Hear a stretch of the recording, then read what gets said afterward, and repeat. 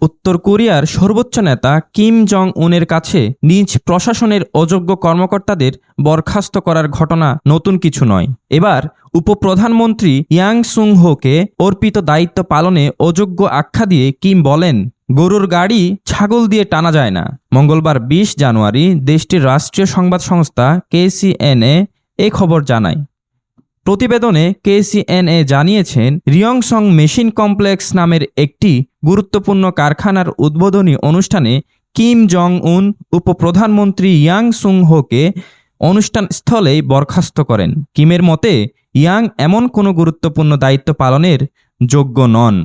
Kim তার বক্তব্যে দায়িত্বজ্ঞানহীন, রূঢ় ও অযোগ্য শীর্ষ কর্মকর্তাদের কড়া ভাষায় সমালোচনা করেন।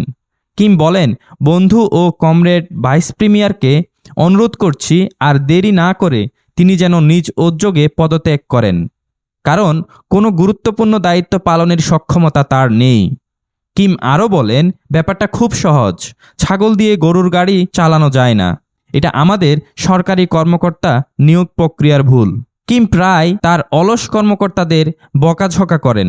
মূলত তার হাত দিয়ে আসা অর্থনৈতিক নীতিমালা পালনে ব্যর্থ হলে কিমের রুদ্ররোষে পড়েন কর্মকর্তারা। তবে জনসম্মুখে তাদের সমালোচনা নজিরবিহীন বললেও খুব একটা ভুল হবে না। কিম বলেন, কোনো গুরুত্বপূর্ণ দায়িত্ব পালনের জন্য মন্ত্রী ইয়াং এর উপর ভরসা রাখতে পারেন না তিনি।